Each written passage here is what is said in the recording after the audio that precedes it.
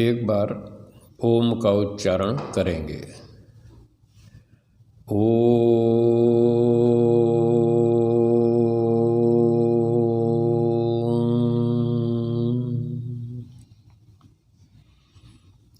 उपस्थित सज्जनों एवं माताओं,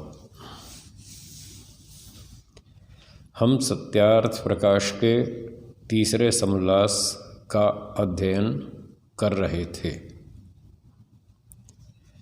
मेरी पुस्तक में 43 पृष्ठ है, वहाँ से आगे पाठ आरंभ होगा। कल चर्चा चल रही थी विद्यार्थियों को गुरुकुल में और घर में माता पिता उनको ईश्वर उपासना प्राणायाम आदि सिखाएं। तो प्राणायाम का प्रसंग चल रहा था, उसी में और आगे लिखा है, मैं पढ़ता हूँ। एक बाह्य विषय अर्थात बाहर ही अधिक रोकना, दूसरा आभ्यंतर अर्थात भीतर जितना प्राण रोका जाए उतना रोक के, और तीसरा स्तंभवृत्ति अर्थात एक ही बार जहाँ का तहाँ प्राण को यथाशक्ति रोक देना। चौथा बाह्याभ्यंतर आक्षेपी अर्थात जब प्राण भीतर से बाहर निकलने लगे तब उससे विरुद्ध उसको न निकलने देने के लिए बाहर से भीतर लेवे, और जब बाहर से भीतर आने लगे तब भीतर से बाहर की ओर प्राण को धक्का देकर रोकता जाए। ऐसे एक दूसरे के विरुद्ध क्रिया करें तो दोनों की गति रुक कर प्राण अपने वश में होने से मन और इंद्रियां भी स्वाधीन होते हैं। तो 4 प्रकार के प्राणायाम महर्षि पतंजलि जी ने योग दर्शन में बताए हैं, उन्हीं की चर्चा है ये। पहला है बाह्य विषय, बाहर ही अधिक रोकना। तो जैसे कल बताया था, कल के प्रसंग में, कि वो वायु को नासिका से बाहर फेंक दे और उसको बाहर ही रोके यथाशक्ति। इस बात का ध्यान रखेंगे, यथाशक्ति जितनी क्षमता है उतनी देर रोकेंगे, ज़बरदस्ती नहीं करनी। ज़बरदस्ती करने से हानि होती है, इसलिए कोई कंपटीशन नहीं करना किसी के साथ भी कि वो 30 सेकंड रोकता है तो मैं 50 सेकंड रोकूंगा, ऐसा नहीं करना। अपनी क्षमता अपने सामर्थ्य के हिसाब से प्राणायाम करना है। तो जब घबराहट होने लगे तो छोड़ दें, वायु धीरे धीरे अंदर भर लें। ये बाह्य प्राणायाम हो गया पहला। दूसरा अभ्यंतर, उसमें नासिका से वायु को छाती में भर के इस तरह से उसको अंदर ही रोक लेंगे यथाशक्ति। ये सब जगह ध्यान रखेंगे, जितनी क्षमता हो उतनी देर रोकेंगे। फिर जब घबराहट होने लगे तो उसको बाहर निकाल देंगे, छोड़ देंगे धीरे धीरे। तो अभ्यंतर प्राणायाम में भी 3 क्रियाएं हैं। पहली अंदर वायु को भरना, दूसरी अंदर रोकना, और घबराहट होने पर तीसरी क्रिया उसको बाहर छोड़ देना, धीरे धीरे बाहर निकाल देना। ये 3 क्रियाएं मिलकर एक आभ्यंतर प्राणायाम हुआ। तीसरा है स्तंभ वृत्ति। श्वास अंदर जा रहा है तो उसको रास्ते में कहीं भी रोक दो झटके से, मतलब जैसे जा रहा था यूं तो उसको वहीं रास्ते में रोक दिया। जब तक क्षमता हो तब तक रोके रखें, फिर जब घबराहट होने लगे तो छोड़ दें। तो वो जिस तरफ जा रहा था उधर ही चलेगा, अंदर जा रहा था तो फिर अंदर चलेगा, अंदर भरेगा। और यदि बाहर आ रहा हो तो उसको रास्ते में रोक दिया, कहीं भी यहीं पर रोक दिया, तो जब घबराहट होगी तो वो बाहर जाएगा। तो जिस तरफ प्राण चल रहा था उसी दिशा में चलेगा। तो ये है अचानक कहीं भी रोक देना, चाहे प्राण अंदर जा रहा हो चाहे बाहर जा रहा हो, कहीं भी जा रहा हो, उसको अचानक कहीं भी रोक देना। ये तीसरा प्राणायाम स्तंभ वृत्ति। चौथा बाह्याभ्यंतर विषयाक्षेपी। तो ये सबसे कठिन है चौथा वाला। हमारे गुरुजी बताते हैं कि ये 10 वर्ष के अभ्यास के बाद करना चाहिए, जल्दी नहीं करना चाहिए, बहुत कठिन है।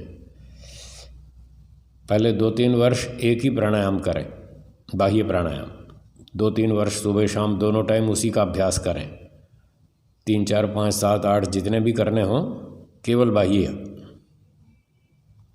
सुबह भी और शाम को भी, दोनों टाइम उपासना में प्राणायाम करना है।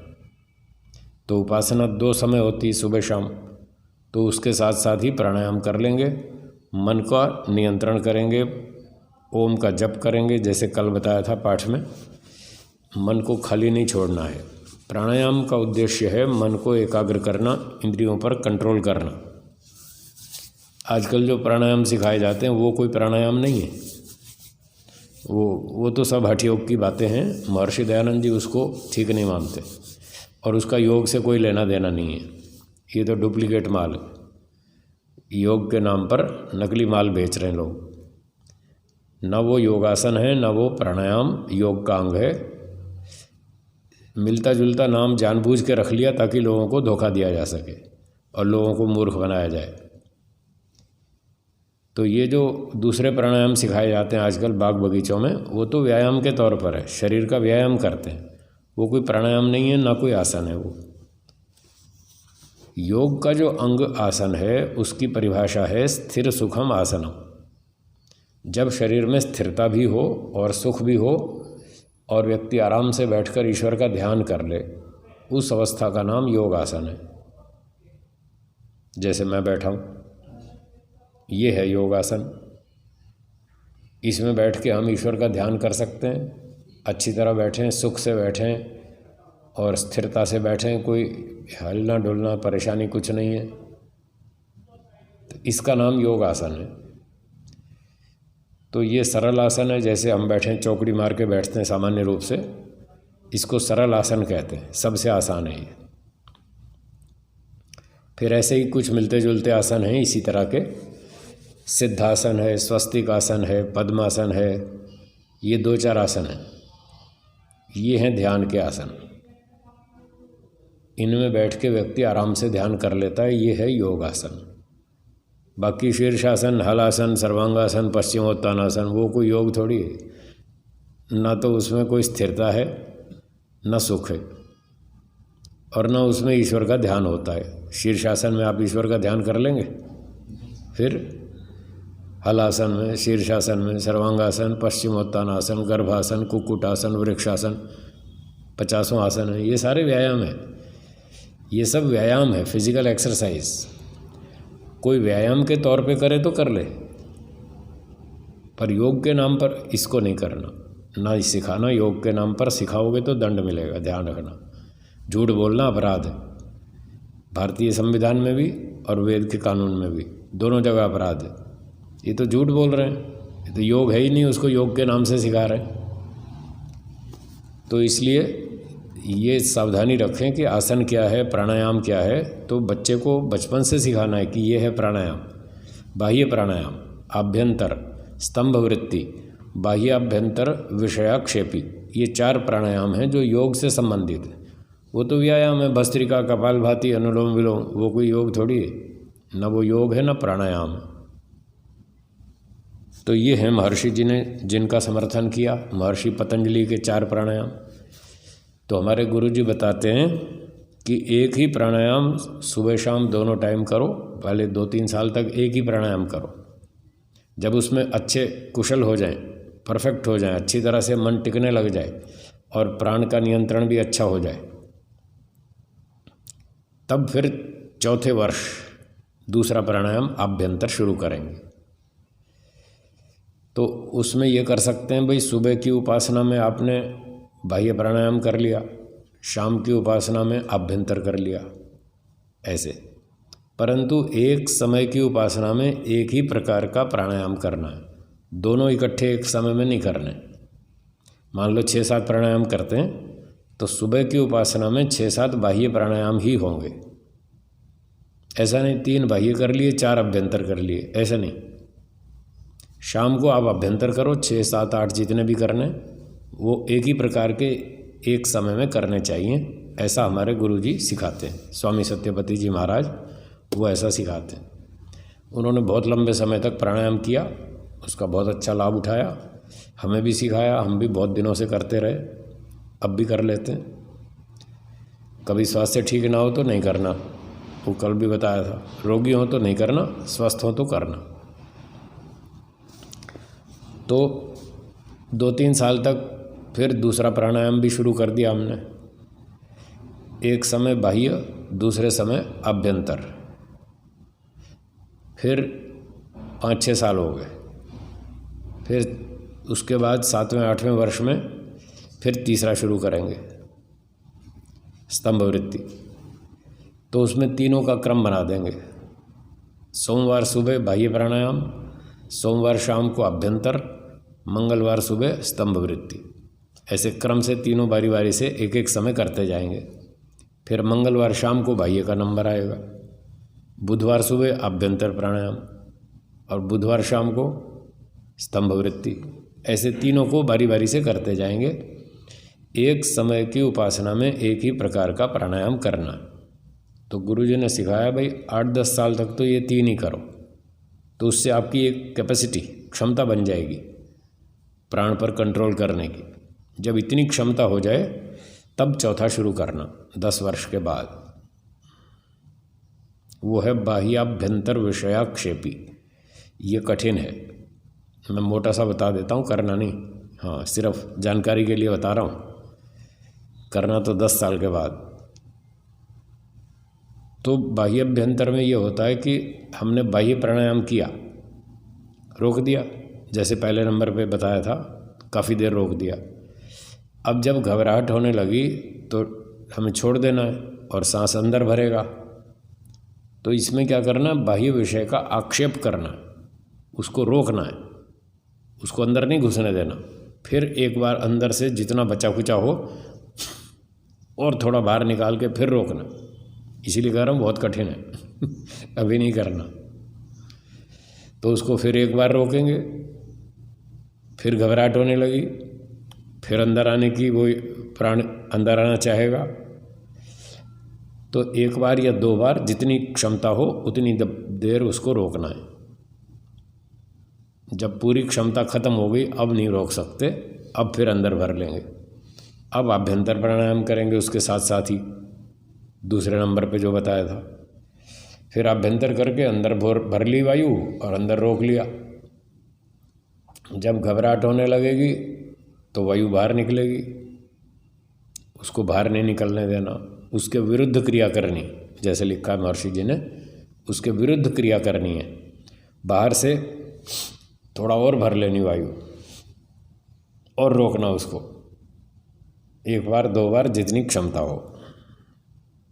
जब पूरी हो गई क्षमता, अब अंदर नहीं रोक पा रहे, तब छोड़ दीजिए और धीरे धीरे वायु बाहर निकाल दीजिए। तो ये एक बाह्य कर लिया, एक आभ्यंतर कर लिया, दोनों मिला करके ये चौथा प्राणायाम। और बीच में 1-2 बार उसको और रोक दिया ज़बरदस्ती। इसमें ज़बरदस्ती है, वो कंट्रोल के लिए कि हमारा अच्छा प्राण के ऊपर नियंत्रण हो जाए। तो जैसे खिलाड़ी हैं वो तरह तरह की एक्सरसाइज करते हैं शरीर पर नियंत्रण करने के लिए, शरीर को हल्का फुल्का बनाने के लिए, शक्ति बढ़ाने के लिए, ऐसे ये एक प्रकार से प्राणायाम का भी अभ्यास है। तो इसके ऊपर अच्छा नियंत्रण हो जाए ताकि हम इसकी सहायता से मन और इंद्रियों को कंट्रोल कर सकें। प्राण और मन का संबंध है आपस में, और मन और इंद्रियों का संबंध है। इंद्रियां मन के पीछे चलती हैं, यदि मन को रोक लें तो इंद्रियां ऑटोमेटिक रुक जाएंगी। मन को रोकने का साधन प्राणायाम है। इसलिए कहा विद्यार्थी को बचपन से प्राणायाम सिखाओ ताकि वो मन इंद्रियों पर कंट्रोल करना सीख जाए। तो उससे व्यवहार में भी लाभ है, उपासना में भी, दोनों तरफ फायदा है। तो इस प्रकार से 4 प्राणायाम बताए महर्षि जी ने। ऐसे एक दूसरे के विरुद्ध क्रिया करें तो दोनों की गति रुककर प्राण अपने वश में होने से, तो ये प्राण वश में आ जाएगा प्राणायाम करने से। और उससे क्या होगा, मन और इंद्रियां भी स्वाधीन होते हैं। मन और इंद्रियां भी हमारे अधीन हो जाते हैं, नियंत्रण में आ जाते हैं। फिर हम जैसा चाहें वैसा मन इंद्रियों का उपयोग प्रयोग कर सकते हैं। आज दुनिया में सबसे बड़ी यही समस्या है कि साहब ये मन नहीं मानता, मन बहुत खतरनाक है, मन बहुत चंचल है, मन बहुत हमें भटकाता है, ये मन भागता ही रहता है, ये मानता ही नहीं, और हम इसको जितना रोकते हैं उतना हाई स्पीड से भागता है। ये और नई समस्या है, जितना रोकते हैं विचारों को उतना और तेज़ हो जाते हैं विचार। तो ये मन का ही तो नियंत्रण नहीं हो पा रहा, वही समस्या है। तो उसका ये एक समाधान है मोटा सा, प्राणायाम करना। और दूसरे उपाय हैं, बहुत कठिन है वो और बहुत सॉलिड उपाय हैं। अभ्यास वैराग्याभ्याम तन निरोधः। मन में जो विचार वृत्तियाँ उठती हैं उनको रोकने के दो बढ़िया उपाय बताए, अभ्यास और वैराग्य। वो एकदम मजबूत उपाय है, सॉलिड। जैसे वो कहते थे ना, ये तो रामबाण इलाज है। राम जी का बाण कभी फेल नहीं होता था, इतना मजबूत निशाना था उनका। जहाँ पर निशाना बांध के तीर छोड़ दिया तो वो वहीं लगेगा। जो फेल नहीं होता उसको रामबाण कहते हैं। उसी रामबाण के नाम पर ये नुस्खों के ऊपर भी बोलना शुरू कर दिया कि ये तो इस बीमारी का रामबाण इलाज है, मतलब फेल हो ही नहीं सकता, पक्की गारंटी। तो अभ्यास और वैराग्य ये रामबाण इलाज है, ये कभी फेल नहीं हो सकता, इसकी तो 100% गारंटी है। प्राणायाम भी उसका ही एक भाग है, थोड़ा प्रारंभिक स्तर का, तो उससे भी लाभ होता है, उससे भी होता है। तो प्राण का नियंत्रण होने से मन इंद्रियां स्वाधीन हो जाते हैं, बल पुरुषार्थ बढ़कर बुद्धि तीव्र सूक्ष्म रूप हो जाती है। तो इससे बल भी बढ़ता है, शारीरिक लाभ भी होता है।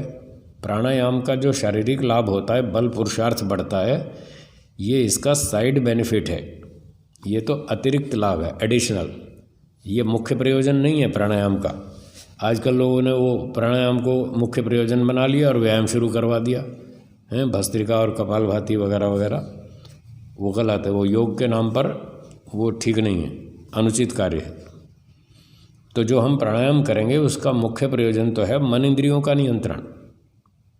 उसके साथ साथ साइड में ये लाभ भी हो जाएगा कि ताकत भी बढ़ेगी, बल बढ़ेगा, पुरुषार्थ में रुचि बढ़ेगी और बुद्धि तीव्र सूक्ष्म रूप हो जाती है। ये अच्छा लाभ है इसका, बुद्धि भी सूक्ष्म हो जाती है, तीव्र हो जाती है, IQ लेवल बढ़ता है और बहुत कठिन और सूक्ष्म विषय को भी शीघ्र ग्रहण करती है।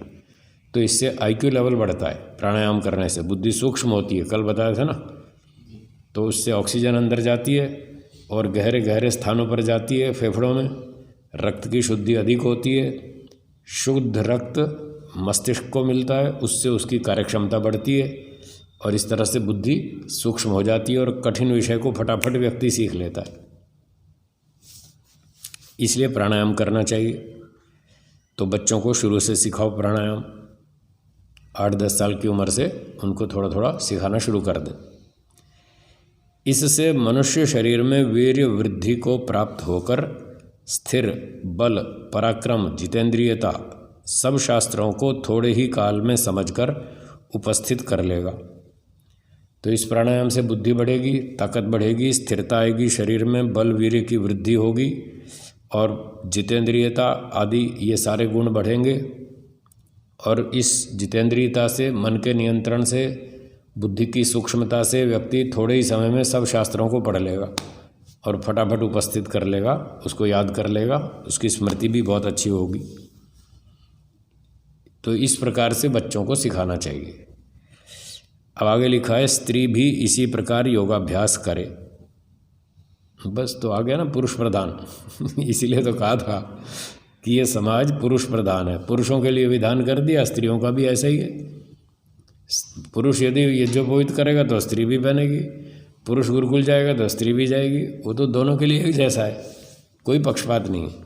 तो स्त्री भी ऐसे ही योगाभ्यास करे जैसा है हम ऊपर बताया। भोजन, छादन, बैठने, उठने, बोलने, चालने, बड़े छोटे से यथा योग्य व्यवहार करने का उपदेश करें। तो बच्चों को माता पिता घर में और गुरुकुल में आचार्य लोग विद्यार्थियों को ये सारी चीज़ें सिखाएं। भोजन कैसे करना, बैठना कैसे, उठना कैसे, चलना कैसे। छादन का अर्थ है बिछाना, भोजन माने खाना, और छादन का अर्थ है बिछाना। बिस्तर कैसे बिछाएं, दरी कैसे बिछाएं, तो ये छोटी छोटी चीज़ें सारी उनको बच्चों को सिखानी है। बैठना उठना कैसे, बोलना कैसे, चलना कैसे, और छोटे बड़े से आपस में कैसे व्यवहार करना, ये सब उनको सिखाएं। इसको महर्षि जी ने ज्येष्ठ कनिष्ठ व्यवहार के नाम से आर्योद्देश्य रत्नमाला में लिखा है कि बड़े छोटे का जो व्यवहार है वो हमें सभ्यता से सीखना चाहिए और सभ्यता पूर्वक व्यवहार करना चाहिए। जब भी कोई दो व्यक्ति कहीं मिलकर जाएंगे, कोई छोटी सी भी 4 घंटे की भी यात्रा करेंगे, तो उन दो में एक लीडर होगा, एक उसका सबॉर्डिनेट, उसके पीछे चलने वाला। तो ये नियम है, जब भी दो होंगे, एक बड़ा होगा एक छोटा होगा। किसी फील्ड में कोई व्यक्ति बड़ा हो सकता है, दूसरे फील्ड में कोई दूसरा बड़ा हो सकता है। तो जो भी काम कर रहे हैं उस क्षेत्र में जिसकी योग्यता अधिक है उसको बड़ा बना लो, जो दूसरा है वो उससे कम जानता है, उसका अनुभव कम है, वो उससे छोटा हो जाएगा, फिर वो उसके कहने पर चलेगा, जिसका अनुभव अधिक है, जिसका ज्ञान अधिक है। अब दूसरी फील्ड में एक दूसरे व्यक्ति का ज्ञान अधिक है, उन दो में से अगर वो काम करना पड़ेगा तो वो लीडर बन जाएगा, दूसरा उसका साथी हो जाएगा। तो ये छोटा बड़े का व्यवहार सीखना है सबको, ठीक है ना। तो ये बच्चों को सिखाएं कि बोलना कैसे, बड़ा व्यक्ति के साथ कैसे बात करनी, कोई अतिथि आया उसके साथ कैसे बात करनी, आचार्य जी हैं उनके साथ कैसे बात करनी, बराबर का विद्यार्थी है सहपाठी, उसके साथ कैसे बात करनी, कैसी भाषा बोलनी। तो कुछ सम्मानजनक शब्द होते हैं, वो छोटा व्यक्ति बड़े व्यक्ति को उस तरह की भाषा बोले सम्मानपूर्वक, और जो बड़ा व्यक्ति है वो छोटे को उस तरह की भाषा बोले, उसको उस तरह की भाषा बोलने का अधिकार है। जैसे उदाहरण के लिए, अगर छोटा व्यक्ति है और अपने बड़े से बात कर रहा है तो उसको बड़े सभ्य शब्दों का प्रयोग करना चाहिए। आइए, पधारिए, बैठिए, ऐसे प्रेम से नम्रता से आइए, पधारिए, बैठिए। तो ये छोटे की भाषा है बड़ों के लिए। अब बड़ा व्यक्ति जो है वो जो छोटे से बात करेगा, मान लो आचार्य है, वो विद्यार्थी से कहा अच्छा भाई आज बाज़ार जाना है, ठीक है, हाँ, वो ऐसी टोन में बात करेगा, आज बाज़ार जाना है शाम को, याद रखना, भूलना नहीं, वो इस टोन में बात करेगा। तो ठीक है, बड़े के लिए इतना अधिकार है, वो इस टोन में बोल सकता है। और शब्दों का प्रयोग भी देखो, अब छोटा व्यक्ति बड़े को ऐसा नहीं कह सकता देखो, वो कहेगा देखिए, लीजिए, ये वस्तु मुझे दे दीजिए, वो दे दीजिए, लीजिए, देखिए, आइएगा, फिर आइएगा, आपका स्वागत है, हैं? वो इस तरह की भाषा बोलेगा, ऐसे बढ़िया शब्द बोलेगा जो सम्मानपूर्वक। और बड़ा व्यक्ति कहेगा देखो कल भी तुमने गलती की थी, आज नहीं करना, हाँ कल गए थे बाज़ार, सामान भूल आए, ठीक से नहीं लाए, आज गलती मत करना। तो बड़ा व्यक्ति इस टोन में बोल सकता है, उसको अधिकार है। तो ये बड़े छोटे की बात हमें ध्यान रखनी चाहिए। इस तरह से विद्यार्थियों को बचपन से सिखाया जाए। अब विद्यार्थी आचार्य से कहे देखो, तो ये आदेशात्मक शब्द है, तो ये शब्द छोटा व्यक्ति बड़े को नहीं बोल सकता। देखो, यह आदेशात्मक शब्द है या निवेदनात्मक भी हो सकता है, वो टोन पे भी डिपेंड करता है। फिर भी शब्दों का बहुत हमें चुनाव ढंग से करना चाहिए। देखो के स्थान पर देखिए। तो बड़ा व्यक्ति भी कभी कभी छोटे को बोल देता है देखिए आप ऐसा मत कीजिए, अच्छा नहीं है। तो वो बड़ा व्यक्ति भी ऐसा बोले तो कोई दिक्कत नहीं है, और बड़ा व्यक्ति देखो कह दे तो भी दिक्कत नहीं है, उसको तो दोनों तरह से छूट है बोलने की। पर छोटे को खास ध्यान देना, वो बड़े के लिए इस तरह के आदेशात्मक शब्दों का प्रयोग ना करे, सम्मानपूर्वक बोले। और जो दो बराबर के व्यक्ति हैं उनमें भी अच्छी बात है वो सम्मानजनक शब्दों का प्रयोग करें। यदि एक व्यक्ति दूसरे को सम्मान देता है तो स्वाभाविक है कि दूसरा भी उसको सम्मान देगा। ये एक सामान्य व्यवहार का नियम है। यदि हम दूसरे को सम्मानजनक भाषा बोलते हैं तो वो भी हमारे साथ ऐसे ही बोलेगा। अगर हम उसको सम्मानजनक नहीं बोलते वो भी नहीं बोलेगा, दोनों एक जैसे ही तो हैं। मान लो दो बराबर के व्यक्ति हैं तो उनमें तो ये बराबर चलता है, यही नियम चलता है। एक व्यक्ति दूसरे को सम्मान देगा तो दूसरा भी पहले को देगा, और पहले ने उससे बदतमीजी की तो दूसरा भी वैसे ही करेगा। अब ऐसे कोई चाहता नहीं है कि कोई दूसरा मेरा अपमान करे। सम्मान सभी लोग चाहते हैं, तो सम्मान चाहते हैं तो सम्मान देना सीखो, जो दोगे वो मिलेगा। ये संसार कुएं के समान है। कुआं देखा है, पानी का कुआं देखा है ना? तो कुएं के अंदर मुंह डालो और फिर आवाज़ लगाओ, क्या आवाज़ आएगी? जो आप बोलेंगे वो वापस आएगी, नीचे टकरा के वही वापस आएगी, वही सुनाई देगी। तो ये जो संसार है ये कुएं की तरह से है। आप जैसा व्यवहार करेंगे वही वापस आएगा। जैसे कुएं में जो आवाज़ बोलेंगे वही वापस आएगी, तो व्यवहार भी ऐसा ही है, जो व्यवहार करेंगे वो वापस आएगा।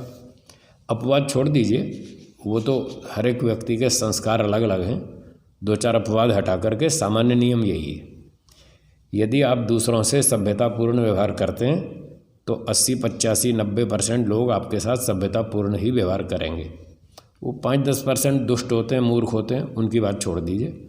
वो अपनी बदतमीजी नहीं छोड़ेंगे, आप कितना भी कर लो, आप कितना भी अच्छा व्यवहार करो, वो अपनी दुष्टता नहीं छोड़ेंगे, उनको हटा दीजिए। बाकी सामान्य नियम यही है कि जैसा आप अच्छा करेंगे तो अच्छा मिलेगा, खराब करेंगे तो खराब मिलेगा। तो आपको चाहिए अच्छा, अच्छा चाहिए ना, बस तो फिर अच्छा करो। ये सभ्यता है, यही बच्चों को सिखाना है कि अच्छी भाषा बोलो, सम्मान से बोलो। तू मत बोलो, आप बोलो। आप शब्द सम्मान सूचक है और तू शब्द उतना सम्मान सूचक नहीं है। बड़ा व्यक्ति छोटे को तू कह दे तो कोई बात नहीं, उसके लिए तो चलेगा, पर छोटा व्यक्ति बड़े को या बराबर वाले को तू ना कहे, वो अच्छा नहीं माना जाता। इस प्रकार से उनको, बच्चों को सारी व्यवहार की बातें सिखाई जाएं। अब आगे लिखते हैं, संध्योपासन, जिसको ब्रह्मयज्ञ भी कहते हैं। तो ये संध्या उपासना उसको सिखाएं बच्चों को, विद्यार्थियों को, कि संध्या कैसे करनी। इसी का नाम ब्रह्मयज्ञ है। तो संध्या में क्या करना? आचमन। उतने जल को हथेली में लेके उसके मूल और मध्य प्रदेश में ओष्ठ लगा के करे। तो आचमन करे, ब्रह्मचारी विद्यार्थी आचमन करे। कितना जल लेवे? इतना जल लेवे कि वह जल कंठ के नीचे हृदय तक पहुँचे, न उससे अधिक न न्यून। तो हथेली में पानी लेना है, इतना पानी लेना है कि कंठ से नीचे उतर जाए और यहाँ हृदय तक, बस यहाँ तक ही पहुँचे, इससे ज़्यादा नहीं पीना। नीचे भी ना जाए और थोड़ा भी ना हो कि गले से नीचे ही नहीं उतरे, यहीं मुंह में ख़त्म हो जाए। तो इतनी मात्रा में रखें, कंठ से नीचे उतर जाए और हृदय तक चला जाए, इतना ही थोड़ा सा जल लेना है। और कैसे पीना है? हथेली में लेके मूल और मध्य देश में ओष्ठ लगा के करे आचमन। तो मूल तो है ये हथेली का मूल किनारा, जहाँ से हथेली आरंभ होती है वो जड़ है उसकी, इसको मूल कहते हैं, ये भाग। और मध्य का मतलब ये चौड़ाई जितनी है उसके बीच में से, यहाँ से। इसका एक और नाम भी है, ब्रह्मदेश या कुछ ऐसा कुछ नाम है, भूल गया मुझे, ऐसा कुछ नाम है। तो यहाँ से होठ लगाना है, ऐसे पानी लेकर यूं होठ लगाना, ऐसे नहीं पीना। हाँ, आचमन में ऐसे पीना। और जब वो पानी पीते हैं दोपहर में तब तो ऐसे पी लेते हैं यूं, वो तो अलग चीज़ है। आचमन ऐसे करना है, वो ऐसे नहीं करना, ठीक है? इस प्रकार से थोड़ा सा पानी लेकर पीना है, हृदय तक चला जाए, कम भी नहीं अधिक भी नहीं। आचमन क्यों करना?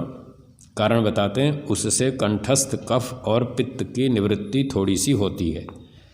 तो आचमन करने से थोड़ा कफ निकल जाता है, गले का साफ हो जाता है, ताकि आगे उच्चारण में सुविधा रहे। इसलिए थोड़ा सा आचमन, 2-3 आचमन करने चाहिए। पश्चात मार्जन अर्थात मध्यमा और अनामिका उंगली के अग्रभाग से नेत्रादि अंगों पर जल छिड़के। तो मध्यमा ये वाली, बीच वाली लंबी, और ये अनामिका, इन 2 उंगलियों से उंगली के अग्रभाग से नेत्रादि अंगों पर जल छिड़के, तो हाथ में पानी लेकर ऐसे, ताकि आलस्य दूर हो जाए, चुस्त हो जाए आदमी, उससे आलस्य दूर होता है। और जो आलस्य और जल प्राप्त न हो तो ना करे, आलस्य भी नहीं है और पानी भी नहीं है तो ना करो। और आलस्य आ रहा है, अब पानी अपना कटोरी साथ रखो, अपने आचमन पात्र, फिर ज़रूरत पड़े तो अपना आचमन कर लो, थोड़ा पानी छिड़क लो, फिर अपना सावधान होकर बैठो उपासना में। ठीक है।